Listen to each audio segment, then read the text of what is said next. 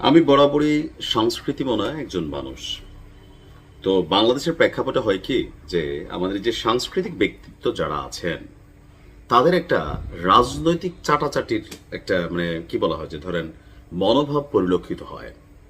আওয়ামী লীগের 17 বছরে এমন অনেক নামি দামি অভিনেতা অভিনেত্রী আছেন যারা শুধুমাত্র তৎকালীন সরকারকে খুশি করার জন্য শহীদ প্রেসিডেন্ট জিয়াউর রহমানকে নিয়ে বা মরহুমা বেগম খালেদা জিয়াকে নিয়ে অনেক ব্যঙ্গাত্মক নাটক, সিনেমা, টেলিফিল্ম অথবা অনেক কিছু তারা করেছেন। তো আজকে যারা ওই কাজগুলা করছে সরকার পতনের সাথে সাথে প্রত্যেকেই আউট অফ বাংলাদেশ অথবা বিভিন্নভাবে নির্যাতনের শিকার হচ্ছেন, আবার আওয়াজ তুলছেন আমরা তো জাস্ট অভিনেতা অভিনেত্রী।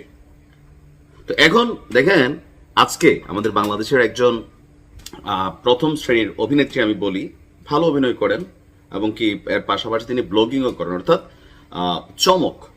সকলে জানেন তার অনেক ইতিহাস কাহিনী আছে, যাই হোক আমরা ওইদিকে যাচ্ছি না। তো অভিনেত্রী চমকের একটা ভিডিও এই মুহূর্তে সোশ্যাল মিডিয়াতে ভাইরাল। আওয়ামী লীগের নেতাকর্মী যারা আছে বলতেছে হ্যাঁ তুই তো তেলবাজ, তুই তো এটা। আবার বিএনপির যারা নেতাকর্মী আছে তারা বলতেছে বাহ বাহ বাহ। আবার জামাত শিবির সহ ইসলামপন্থী যে দলগুলো আছে বলতেছে নাউজুবিল্লাহ, এটা আসলে করা কোনোভাবেই জায়েজ না। অর্থাৎ মরহুমা প্রধানমন্ত্রী কি বলা হয় যে বেগম খালেদা জিয়ার একটা চরিত্রে নিজস্ব একটা ব্লগিং প্রকাশ করেছেন রোকাইয়া জাহান চমক। আর এরপর পরই এই ভিডিওটি নিয়ে সোশ্যাল মিডিয়াতে পজিটিভ নেগেটিভ দুই ধরনের অবস্থান তৈরি হয়েছে। আর বাংলাদেশের মানুষ বাপমার চেয়ে, ধর্মের চেয়ে দেশের মানুষের কাছে রাজনীতি এবং রাজনৈতিক নেতা বড়। আপনি ভালো কাজ করেন নাকি খারাপ কাজ করেন ফ্যাক্ট না, যদি এটা বিপরীত দলের যায় তাইলে মনে করেন আপনি খারাপ, ভালো কাজ করলে গো আরে বাবা তুই খারাপ। তো কেন, কোন ভিডিও নিয়ে আসলে এত বেশি কি বলা হয় যে এই মুহূর্তে শোরগোল? সম্প্রতি নিজের ফেসবুক পেজে ডিসকভারিং বাংলাদেশ উইথ চমক তিনি যে ব্লগিং গুলা করছিলেন এর 19তম পর্বে দেখা গেল যে বেগম খালেদা জিয়া শিরোনামে একটা পর্ব তিনি দিয়েছেন, ভিডিও দিয়েছেন। আর এটা বেসিক্যালি বাংলাদেশের প্রথম নারী প্রধানমন্ত্রী বেগম খালেদা জিয়ার গল্প। আর এখানে যাকে তিনি গণতন্ত্রের মা এবং দেশটির রাজনৈতিক ইতিহাসের একজন আপোষহীন নেত্রী হিসাবে উল্লেখ করেছেন। ঢাকার জিয়া উদ্যান এবং একটি স্টুডিওতে তিনি আসলে এই ভিডিওটির ফটোশুট করেছেন এবং ভিডিও করেছেন একদম অবিকল বেগম খালেদা জিয়ার সাজেই নিজেকে ফুটিয়ে তুলেছেন। এখন এটার আসলে পজিটিভ দিক কি নেগেটিভ দিক কি, তার এই ভিডিওটা আমি দেখেছি। এখানে নেগেটিভিটি যেমন ধরেন বেগম খালেদা জিয়াকে বড় করতে গিয়ে আওয়ামী লীগকে নিয়ে কোনো কথাবার্তা বা বেগম না শেখ হাসিনা ওনাকে নিয়ে কোনো কথাবার্তা এরকম আসলে বক্তব্য ছিল না।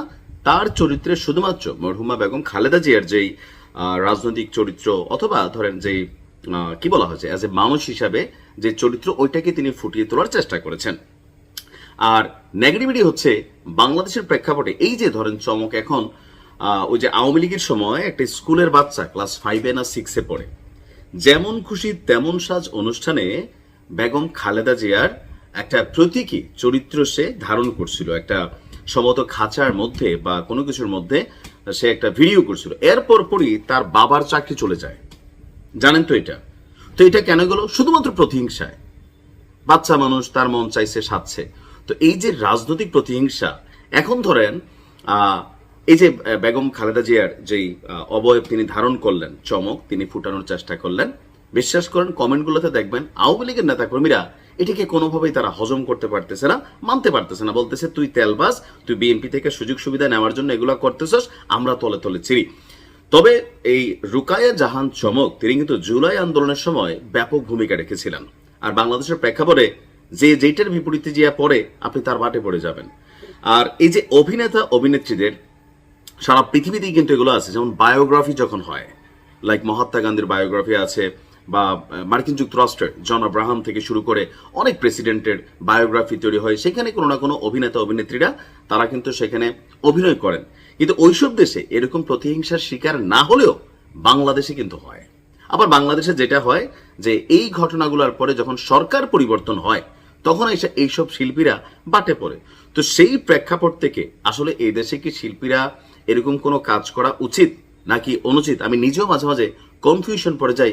বাহাবা দেব নাকি ভবিষ্যতে সরকার পরিবর্তনের পর তিনি যে আবার দৌড়ের উপর থাকবেন? কারণ আওয়ামী লীগ সরকারের সময় যারা এই কাজগুলো করছে, যে সকল শিল্পীরা অতিরঞ্জিত কর্মকাণ্ড করছে, তারা কিন্তু সব আজকে আউট অফ বাংলাদেশ। এমনকি অনেকে লাইক শুভ দেখেন বঙ্গবন্ধু চরিত্রে অভিনয় করছিল, এরপরে শুভর নিয়ে কিন্তু বহুত কাহিনী টাহিনী দেশে করার চেষ্টা হয়েছে। লাইক অভিনেত্রী তিশা, তিনি একটা বড় চরিত্রে অভিনয় করছিলেন, এর বাইরে তার ব্যক্তিগত অবস্থা নিয়ে আমরা কখনোই বুঝি নাই, কিন্তু এই চরিত্রটাতে অভিনয় করার কারণে ডক্টর ইউনূসের আমলে এটা নিয়ে অনেক ধরনের প্রেশার তার উপর গেছে। কিন্তু কেন গেছে আপনি দেখেন, এটা হচ্ছে বাংলাদেশের মানুষের মন মানসিকতা আর আমাদের এটা কালচার। সো রোকায়া জাহান চমক যেটা করছেন, এটাকে আপনি কিভাবে দেখছেন রাজনৈতিক পয়েন্ট অফ ভিউতে? কমেন্টে লিখতে পারেন। ভালো থাকুন, আসসালামু আলাইকুম।